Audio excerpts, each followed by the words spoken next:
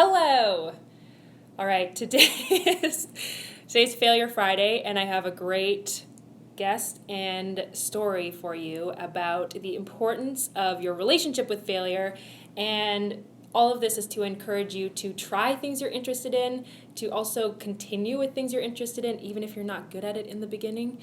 And ultimately, that's going to be one of the easiest ways to get you clearer is by you trying a bunch of things and taking action. So this is my friend Karna from our co-working space. And what do you do for work? I am a software developer. Okay. And Karna has a story about failure from his early days, and maybe I'll get you to just start by saying how old you were, what you were doing, and what that failure could have been or was. I was probably around 25 years old, maybe 26. I had just started freelancing as a software developer, and everything was pretty new. And, I thought I had to be like a Mr. Consultant guy, just like, yeah, sure, I'll get all the work done for you. Mm-hmm. Here it is. And I found a client who wanted me to do some, well, it's not important, but the work, if anybody's watching out there as a software developer, I had to do some DOM manipulation with jQuery. And it just, for whatever reason, I had a semicolon in the wrong place or something, Mm-hmm. but it just wasn't working. And since there was no, boss or senior developer to go to, I thought that, okay, I've done this as hard as I can. I'm as uncomfortable as I can tolerate being. I'm done. And The white flag went up? Yeah. And I wrote an email. I wrote a draft of an email to the client, CEO of the company. And I said, thanks for, the work. I had worked with them before, so I said, it's been great working with you, but whatever, I can't get this done. Here's your money back. And I did not send that email. And then who saw the email? So my friend Nate, who had been, he had been like a friend. He'd come over maybe once a week and kind of talk me through how to be a freelancer. He's self-employed as well, doing other stuff. But I would always talk to him. I'd have him on Google Chat or whatever. And I was talking to him. I'm saying, this is it. I quit. I don't want to do this anymore. I can't. That was just I can't do this. I'm not going to get it. And he's just, he said, no, don't stop right now. Keep going. That's all he really don't stop just yet. Keep going. And I just had that kind of relationship with him where he took so much time to set me up. I was still the person doing all the work, but Nate really pointed me in the right direction and said, if this is what you want, that's what you have to do, or this is where you're going to have to go. Mm-hmm. And so I'd listen to him. He'd tell me stuff, and I'd just go, okay, well, Nate said it, so I'll do it. And I didn't stop working on it, and literally within the next 10 minutes, I had the solution to the thing. And I've been working as a software developer, self-employed, for about 7 years now. And that was probably within the first 2 months of me being a freelancer. And those 10 minutes could have been it for me. Where you just gave up? Yeah, and I have to go back to, I don't know, making minimum wage, doing something. So I really like that story because it was a place that just changed the trajectory of, well, one, it seemed like it was really impactful to you because you noticed the power of the language and how you had framed it in your own mind. Mm-hmm. I can't do this, so I can't. Yeah. And then as soon as somebody said, okay, don't stop yet, keep going, that person believed that you could do it. Mm-hmm. You saw what you needed to see. Right. I don't even think I did. I did the work unconditionally. Mm-hmm. I didn't think I was gonna, all right, this is it. I'm gonna go, hit this 3-pointer now. It was more like, okay, he said keep going, so I'm gonna keep going. I'm just, well, did I try this? Did I try that? Mm-hmm. Put it more on YouTube. It was unconditional. But it removed the failure from it because I had already failed in my mind. So Right. then I could just keep going. Like I just keep trying. Like I already had the email written. Mm-hmm. I don't feel any pain anymore because I can send the email and like and you know like I'm thinking of like one of those like Top Gun fighter jets where you get to pull the lever. I don't know if it's a lever, but you shoot your seat up in the sky and your plane crashes, but you come down on a parachute. Yeah. I'm like, I already have that handle ready with that email. So I can get out of this whenever I want. And then I was just doing the work just 'cause. Yeah. And so how do you feel like that experience shaped how you approach challenges or when you're not getting it right?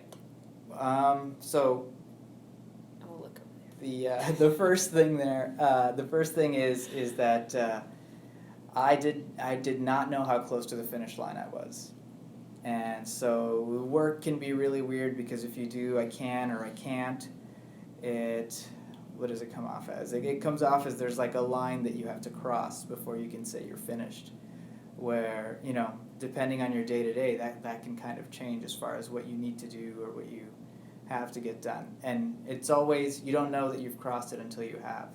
So I didn't know how close I was to finishing, and to me it felt like it was still miles and miles to go. Mm-hmm. I don't think you get to.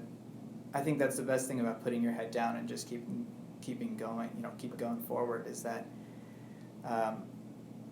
if you worry too much about how far you have to go, it's just the fear of it is just gonna take you over.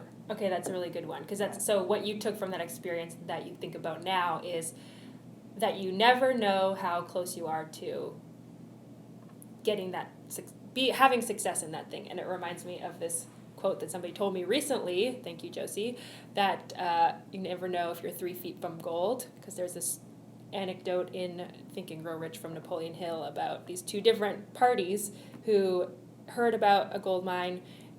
One of them mined all over the place and didn't find it, and then later on somebody did and just happened to be in the right place, and the original guy was 3 feet from the gold mine. So persistence, and I guess really aligning with what is your outcome, what is your goal, why are you doing these things? Is it going to be motivating enough for you to continue to persist because it's really the life that you want, or is it because you're doing it for somebody else or something that's not that motivating to get there to the finish line? Mm-hmm. So I wonder if you have any, and no pressure, but if you have any last advice for a young person who's under 25 who maybe has found something that they're interested in, but they've hit a bit of a wall because for some reason they've hit some sort of block, whether it was like Allie last week with not getting into medical school 20 times, or any advice for people who hit a block with something they're interested in and they're starting to question, like, should I be doing this? Or Okay, maybe two things. Okay. The first thing is that this is supposed to hurt. It's supposed to be very uncomfortable. There's nobody that's learned a thing or done a thing ever that has done it perfectly from the very beginning. And everybody has to suck. Everybody has to suck. I've learned maybe 2 or 3 things well, and I'd say I sucked at them for at least the first 2 years, each thing. So now I know that when you're doing something new, at least don't put the kind of pressure on yourself where you're wondering, a couple weeks in, why isn't this working for me? But know that that's something you want to chase. Don't do that for everything, obviously. That's the fine line. Yeah. Gotta get clear. Right. You have to understand your intentions. And the second thing is that it's really how you perceive even the failure. If you can... Yes. It's in your thoughts. The failure is in your head. People say that about athletes and stuff, that you lose the game in the mind before you lose it on the court. If you can take it a little easier on yourself, just don't, whenever, I get really irritated and if I screw something up, I'll go, oh, God, I did it again. But if you can take a breath when you're doing that and go, I don't care. I forgive myself completely. Yes, forgiving is a big part of it. Yeah, and just like next time I'm going to do it, if I screw it up then too, I'll forgive myself then. And that the failure is not trying. Yeah. As we've seen in that clip that I posted a few weeks back from Sarah Blakely. You should go look at that, but continue on. Yeah. And so the last thing is, if you're younger, this is harder to understand, but there will be a time where you can't do things anymore. And you'll get to look back at stuff and go, oh man, that guy rides a motorcycle. I wish I had learned to ride a motorcycle when I was younger. And when you cross that line of not being able to ride the motorcycle any longer, you are really going to hate being helpless about it. So if you can see yourself in the future and realize that, hey, right now is the time that if I acted, I'm going to avoid that regret, like direct yourself into the correct timeline, if you will. So you use that sometimes as like, am I going to regret not doing this when I'm 90 and I can't walk kind of thing? Yeah, because I understand how badly I want to do it now. Yeah. And then that keeps me from being lazy. Yeah, or afraid and just staying away from it. Pretending it's not a thing, but it really is a thing. Right. Okay, great. Well, if you are watching this recording, please let me know what you thought. And if you have any questions for Karna, I'm going to have Karna on in a few weeks talking about his work, what he loves about it, how his process for getting there. And again, more advice for the youngins. And so parting words to think about over this weekend. If you are the parent of a young adult or who doesn't know what they want to do, or you are the young adult who doesn't know what they want to do, my advice to focus on for this weekend is think about what those threads of curiosity are that are poking their heads in your vision, and start tugging on them and start following the things you're interested in, and find a way to try those things as quickly as you can, and remember that the failure is not trying, rather than being bad at it or it not turning out the way you thought it would, or many of the things that we think of for the reasons why we don't do stuff. And if there's things that you want to do but you're afraid of doing them, reach out. You can always work with me. As well as if you don't know what you want to do and which one to decide first, reach out as well, because there's a lot of ways that we can get you clear on which ones are more important and exciting for you. Well, thank you so much for watching. Thank you, Karna, for coming in. My pleasure. And we'll see you soon.